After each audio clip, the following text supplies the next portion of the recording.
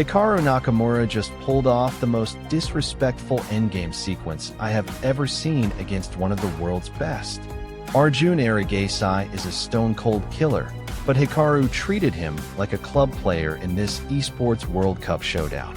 If you want to understand how a super Grandmaster exploits even the tiniest positional imbalance to turn a game into a complete demolition, you are in the right place. We are going move by move to see exactly where the pressure became too much to handle.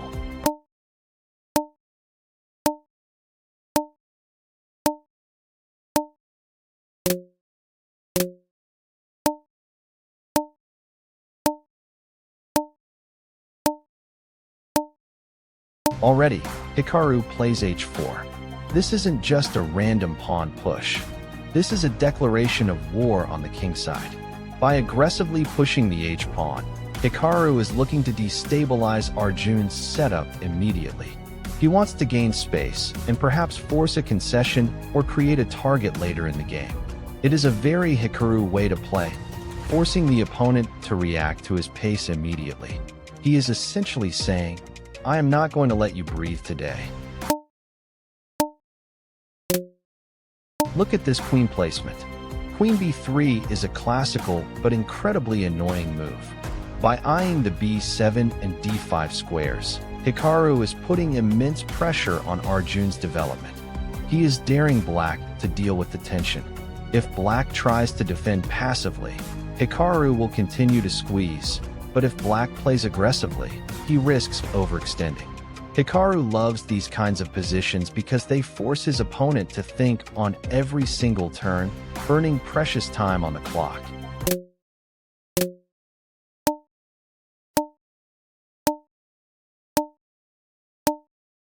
Absolute beauty.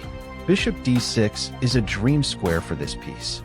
It creates a complete wedge in black's position, separating the king side from the queen side. Arjun is effectively paralyzed here. The bishop is an absolute monster, and notice how Hikaru is orchestrating his pieces with surgical precision. Arjun is now forced to play for trades just to alleviate the suffocating pressure, but even that plays right into Hikaru's hands. Queen takes d6. Hikaru isn't afraid to trade his bishop for a knight if it means damaging the pawn structure or creating a long-term initiative. By taking on d6, he ensures that the board remains in a state where he can control the flow. It's about creating a clean advantage where the engine evaluation starts to tick up in his favor. Arjun has to be extremely careful now, as any minor mistake will result in a total collapse.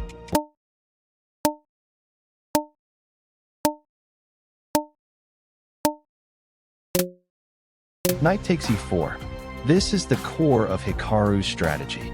He is liquidating the center to open up files for his rooks. Arjun tries to simplify with king f8, hoping to get out of the mess, but he is already chasing shadows.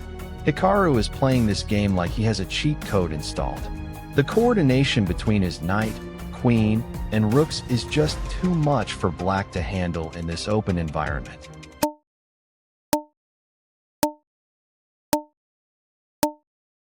Knight takes e6 check. He is clearing out the board. Arjun is forced to recapture with the f-pawn, which is going to leave him with a horribly weak structure. This is the hallmark of a Grandmaster. Hikaru identifies exactly which pieces are holding the position together and systematically removes them. Arjun is left with a pile of static weaknesses that will become permanent targets as we enter the middle stages of the game. Bishop c4 is a brilliant, probing move. It places the bishop on a long diagonal, eyeing the f7 pawn and keeping an eye on the center. Arjun plays queen takes d4, trying to counterpunch, but he is essentially falling into a trap. Hikaru is more than happy to let him take the pawn if it means he can launch a lethal counterattack. The precision here is just incredible. Rook d1. A masterclass in pinning. He pins the queen to the king, and suddenly, Arjun is in serious trouble. This is the moment where the game effectively slips away from black. Arjun is looking for a miracle, but Hikaru doesn't believe in miracles. He believes in concrete calculation. The pressure on the d-file is overwhelming, and Black's pieces are becoming uncoordinated under the stress.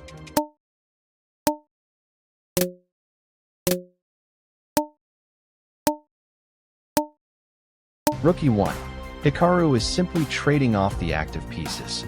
When you are ahead, the best way to convert is to simplify the position.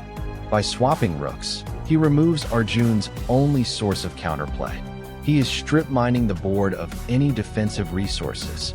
This is how you win at the highest level, by minimizing risk while maintaining your grip on the throat of your opponent.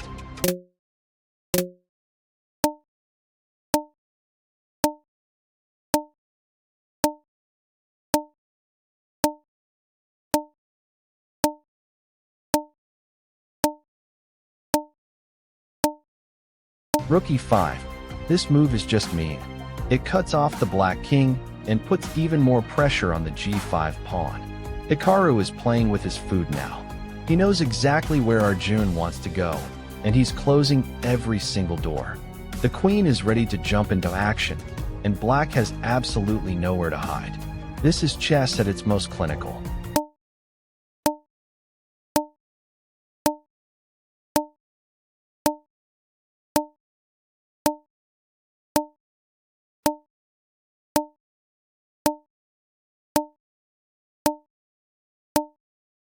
Queen takes c4. The trade is finally executed. We are entering the endgame, and the computer evaluation is essentially showing a forced win. Hikaru has a technically won position, and he is not going to fumble it. The knight is now doing all the heavy lifting, cleaning up the queenside pawns, and Arjun is just fighting a losing battle against the clock and the board.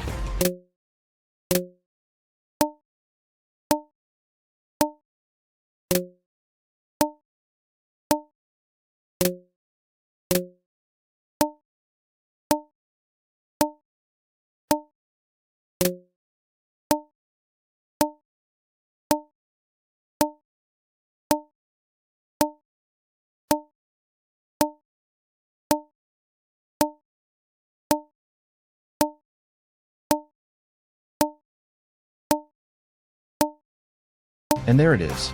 Queen g6 checkmate. A total, systematic demolition.